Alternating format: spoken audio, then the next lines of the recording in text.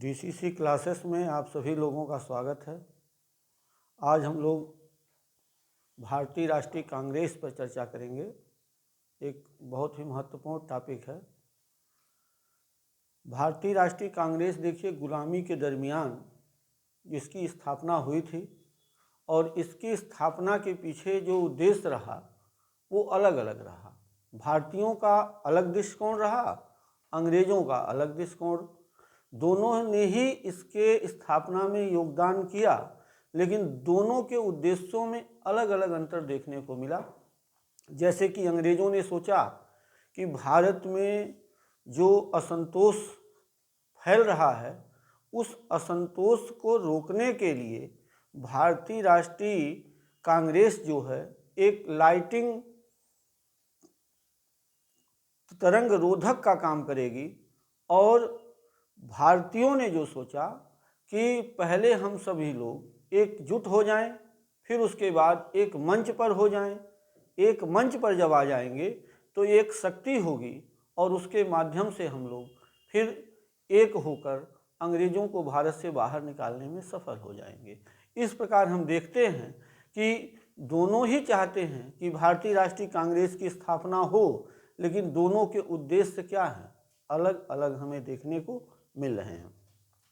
1883 ईस्वी में हम देखेंगे कि जो कांग्रेस के संस्थापक हैं एलन ऑक्टेवियन ह्यूम, जिनका पूरा नाम है, ये कलकत्ता विश्वविद्यालय में एक मर्मस्पर्शी पत्र इन्होंने लिखा और ये लिखा कि विद्वान व्यक्ति चाहे कितना भी विद्वान हो, लेकिन बिखरा हुआ व्यक्ति जो है वो शक्तिहीन होता है।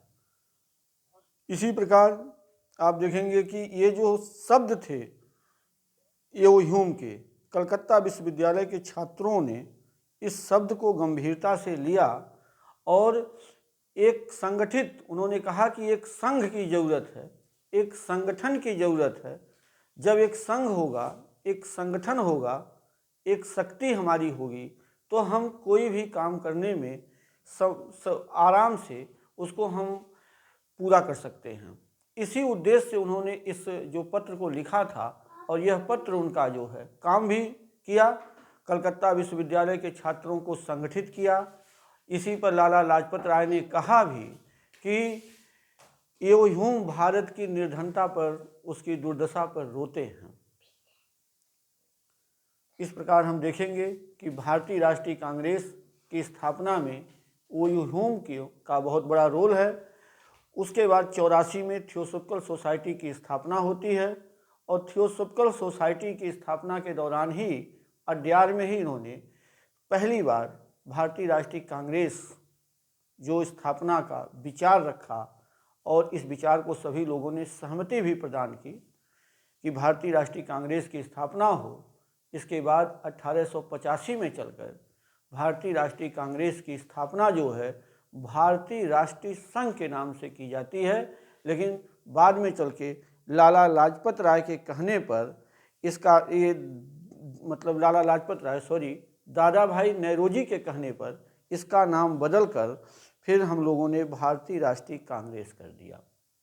तो इस प्रकार हम देखते हैं कि जो भारतीय राष्ट्रीय कांग्रेस की स्थापना है वो पहले भारतीय राष्ट्रीय संघ के नाम से हुई है, फिर दादा भाई नौरोजी के कहने पर ये भारतीय राष्ट्रीय कांग्रेस के नाम से हुआ है।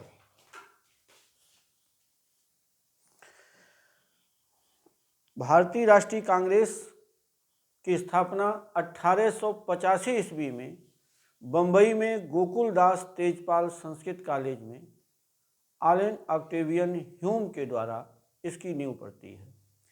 क्योंकि ये होना तो था, इसकी देखिए जो 1885 में स्थापना हुई है, इसका अधिवेशन भी पहले पूना में होना था, लेकिन पूना में चूँकि प्लेग फैलने के कारण इसका अधिवेशन भी हम लोगों ने बम्बई में ही किया था। क्योंकि पूना में प्लेग फैल गया और प्लेग फैलने के कारण ही ये हम लोगों ने इसे बम्बई में करवाया, इसका पहला अधिवेशन, जिसके अध्यक्ष WC बनर्जी रहे हैं। इस प्रकार हम देखेंगे कि एलन ऑक्टेवियन जो ह्यूम हैं, ये पहले ये कलेक्टर थे। ICS की परीक्षा इन्होंने 1854 में पास की थी और उसके बाद ये इटावा के कलेक्टर बने थे, लेकिन उसी दौरान इटावा के जब ये कलेक्टर थे तो इनको एक मुस्लिम के भेष में भागने के लिए विवश हुए अपनी जान बचाने के लिए। चूँकि विद्रोह का समय था, 1857 का विद्रोह चल रहा था और 1857 के विद्रोह में इन्होंने अपनी जान बचाने के लिए एक मुस्लिम भेष में ये भागे थे वहाँ पर। तो इस प्रकार हम देखेंगे कि ये ह्यूम जो है ये एक, आप कह सकते हैं, एक प्रशासक के रूप में भी इन्होंने अपना रोल अदा किया है। प्रशासक के अलावा हम कह सकते हैं कि ये पक्षी विशेषज्ञ भी रहे हैं, पक्षी विशेषज्ञ भी हैं, राजनीतिक सुधारक के रूप में भी हम इनको जानते हैं और वनस्पति वैज्ञानिक के रूप में हम इनको जानते हैं। इस प्रकार हम कह सकते हैं कि ये ह्यूम जो हैं एक राजनीतिक सुधारक भी माने गए हैं, एक प्रशासक भी कहे जाते हैं, एक पक्षी विशेषज्ञ भी कहे जाते हैं और एक वनस्पति वैज्ञानिक भी इनको कहा जाता है। ह्यूम को हम शिमला का संत भी कहते हैं। ह्यूम जो हैं शिमला के संत के नाम से फेमस हैं, कांग्रेस का जनक इनको कहा जाता है और भारतीय पक्षी विज्ञान का विशेषज्ञ भी कहा जाता है। तो प्रश्न कई बार परीक्षाओं में पूछा जाता है किसे शिमला का संत कहते हैं, तो और कोई नहीं, शिमला का संत हमारे ये ह्यूम ही हैं जो आपके राष्ट्रीय कांग्रेस की स्थापना इन्होंने की है 1885 ईस्वी में। हाँ, जिस समय ये स्थापना हुई है भारत में, उस समय भारत का वायसराय पूछा जाता है कौन था? Lord Dufferin. क्योंकि लॉर्ड डफरिन से इन्होंने सलाह भी ली थी, तो सभी लोगों ने इस पर सहमति व्यक्त की कि भारतीय राष्ट्रीय कांग्रेस अंग्रेजों के लिए भी लाभदायक होगा, सेफ्टी वाल्व के रूप में काम करेगा ये। और इस प्रकार तमाम अंग्रेजों का ये सोच था कि भारतीय राष्ट्रीय कांग्रेस अंग्रेजों के लिए एक अच्छे संगठन के रूप में काम करेगी और भारतीयों की सोच अपनी अलग थी, क्योंकि एक बैनर तले यहाँ पर ये संगठित हो रहे थे। तो इस प्रकार वायसराय जो है लॉर्ड डफरिन था और संस्थापक तो आप जान ही चुके हैं कि ए.ओ. ह्यूम को माना जाता है भारतीय राष्ट्रीय कांग्रेस का संस्थापक। इसमें आप देखेंगे पहली बार जब इसकी स्थापना हुई है तो कुल इसमें जो अधिवेशन हुआ है पहला, 72 मेंबर इसमें शामिल थे। 72 मेंबरों में सर्वाधिक संख्या पूछी जाती है कि किस प्रांत से सर्वाधिक लोग थे, तो आप महाराष्ट्र का नाम ले सकते हैं कि महाराष्ट्र जो प्रांत है उसमें 38 मेंबर थे जो उस समय सर्वाधिक मेंबर माने गए। 72 में 38 केवल आप कह सकते हैं कि ये महाराष्ट्र से ही थे। दूसरे नंबर पर हम मद्रास को ले सकते हैं, क्योंकि मद्रास में सदस्यों की संख्या 21 थी। वर्ग भी कभी कभी प्रश्न पूछा गया है, तो इसमें देखिए वकील वर्ग जो है एक बड़ा वर्ग था जो इसमें शामिल था। हाँ, कहीं कहीं ये मिलता है कि पत्रकार भी थे, इसमें पत्रकार भी हैं और वकील भी हैं, लेकिन जो वकील थे वो पत्रकार भी थे और जो पत्रकार थे वकील भी थे। तो इस प्रकार से ये निराकरण कर पाना बहुत मुश्किल है कि सबसे अधिक संख्या किसकी थी, लेकिन ये है कि हम ये कह सकते हैं कि वकीलों की संख्या सर्वाधिक मानी जा सकती है इसमें, कि वकील की संख्या सर्वाधिक थी। इस प्रकार आप देखेंगे कि भारतीय राष्ट्रीय कांग्रेस की स्थापना 28 दिसंबर 1885 को बम्बई के गोकुलदास तेजपाल संस्कृत कॉलेज में संपन्न होती है स्थापना। अब आप ये देखेंगे कि हम लोग भारतीय राष्ट्रीय कांग्रेस के बारे में कुछ विशेष बातें जानकारी करेंगे। विशेष बातों में हम लोग ये जानेंगे जैसे कि कांग्रेस का इतिहास किसने लिखा है, तो कांग्रेस का इतिहास जो है पट्टाभ सीतारमैया ने लिखा है। कांग्रेस का इतिहास पूछा भी जाता है, हिस्ट्री ऑफ कांग्रेस, तो हिस्ट्री ऑफ कांग्रेस जो है पट्टाभ सीतारमैया का है। प्रथम मुस्लिम अध्यक्ष पूछा जाता है। पहला अध्यक्ष तो आप जान ही गए कि कांग्रेस की स्थापना के दौरान जो कांग्रेस का अध्यक्ष था वो WC बनर्जी, व्योमेश चंद्र बनर्जी कांग्रेस के पहले अध्यक्ष माने जाते हैं कि WC बनर्जी कांग्रेस के पहले अध्यक्ष थे, जिनका पूरा नाम है व्योमेश चंद्र बनर्जी। बम्बई में हुआ था पहला अधिवेशन, उसी के अध्यक्ष थे WC बनर्जी। प्रथम मुस्लिम अध्यक्ष यदि हम कहें तो बदरुद्दीन तैयबजी थे, बदरुद्दीन तैयबजी। हाँ, दूसरे यदि मुस्लिम अध्यक्ष पूछा जाए तो आप कह सकते हैं रहीमतुल्लाह सयानी, कांग्रेस के दूसरे मुस्लिम अध्यक्ष।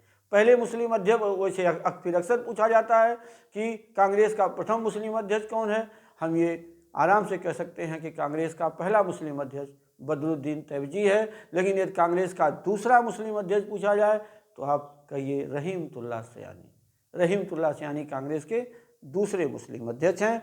कांग्रेस की प्रथम महिला अध्यक्ष यदि पूछा जाए कौन थी, तो कांग्रेस की प्रथम महिला अध्यक्ष एनी बेसेंट थी। कांग्रेस की प्रथम भारतीय महिला अध्यक्ष पूछा जाए तो कांग्रेस की प्रथम भारतीय महिला अध्यक्ष श्रीमती सरोजिनी नायडू मानी जाती हैं। आपकी कांग्रेस का प्रथम अंग्रेज अध्यक्ष पूछा जाए तो जॉर्ज यूले का नाम आता है कि कांग्रेस का प्रथम अंग्रेज अध्यक्ष जॉर्ज यूले हैं। प्रथम अंग्रेज महिला अध्यक्ष प्रश्न पूछा जाता है कि प्रथम अंग्रेज महिला अध्यक्ष कौन थी, तो नलिनी सेनगुप्त। नलिनी सेनगुप्त जो हैं ये कांग्रेस की प्रथम महिला अंग्रेज अध्यक्ष हैं। लाला लाजपत राय आप देखेंगे, लाल बाल पाल, तीन ये नाम लिए जाते हैं। लाल से लाला लाजपत राय, बाल से बाल गंगाधर तिलक और पाल से बिपिन चंद्र पाल। इन लाल बाल पाल में से केवल लाला लाजपत राय ही कांग्रेस के अध्यक्ष बने हैं। बाल और पाल ये लोग कांग्रेस के अध्यक्ष नहीं बन पाए हैं। तो यहाँ से भी प्रश्न पूछ लिया जाता है कि लाल बाल पाल में से कौन कांग्रेस का अध्यक्ष था, तो लाला लाजपत राय इसमें से कांग्रेस के अध्यक्ष रहे हैं। कांग्रेस के सबसे कम उम्र के अध्यक्ष अबुल कलाम आज़ाद रहे हैं। सबसे अधिक बार रहने वाले भी यही हैं। कांग्रेस वो सबसे अधिक समय तक रहने वाले कांग्रेस के अध्यक्ष आप कह सकते हैं लंबे समय तक भी अबुल कलाम आज़ाद रहे हैं। चूँकि उसी दौरान आप देखेंगे कि द्वितीय विश्व युद्ध का दौर हो जाता है और भारत छोड़ो आंदोलन चलता है, जिसलिए ये कांग्रेस का अधिवेशन नहीं हो पाता और कांग्रेस के लंबे समय तक 1945 तक आपके अबुल कलाम आज़ाद ही कांग्रेस के अध्यक्ष रहे हैं। तो इस प्रकार सबसे लंबे समय तक भी कांग्रेस के अध्यक्ष रहने वाले अबुल कलाम आज़ाद हैं। कांग्रेस में आप देखेंगे कांग्रेस के सबसे अधिक उम्र के अध्यक्ष यदि हम पूछें तो कांग्रेस के सबसे अधिक उम्र के अध्यक्ष दादा भाई नेहरूजी थे। इसीलिए हम उनको ओल्ड ग्रैंडमैन ऑफ इंडिया कहते हैं। दादा भाई भारत के वयोवृद्ध नेता माने जाते थे। तो दादा भाई नेहरूजी जो है मतलब कई बार ये कांग्रेस के अध्यक्ष रहे हैं। इसलिए पूछा जाए सर्वाधिक बार कांग्रेस के अध्यक्ष कौन रहे हैं तो भी दादा भाई नेहरूजी का नाम आएगा कि सर्वाधिक बार कांग्रेस के अध्यक्ष रहने वाले दादा भाई नेहरूजी हैं। और सबसे अधिक उम्र के भी व्यक्ति दादा भाई नेहरूजी हैं। सबसे कम का आप जान ही चुके हैं, अबुल कलाम आज़ाद हैं। स्वतंत्रता के समय कांग्रेस का अध्यक्ष जेबी कृपलानी थे। चूँकि 1947 में जेबी कृपलानी कांग्रेस के अध्यक्ष रहे हैं, स्वतंत्रता 15 अगस्त 1947 को हुई है, तो 15 अगस्त 1947 के समय जेबी कृपलानी ही रहे हैं। क्योंकि 1947 में डॉक्टर राजेंद्र प्रसाद भी हुए हैं, लेकिन वो जाके नवंबर दिसंबर के समय में हुए हैं। इस प्रकार आप देखेंगे कि कांग्रेस के स्वतंत्रता के समय अध्यक्ष जो थे वो जेबी कृपलानी ही थे। कांग्रेस के बारे में हम लोगों के बारे में कुछ विचार मतलब पढ़ेंगे कि कांग्रेस के बारे में लोगों के क्या विचार रहे हैं।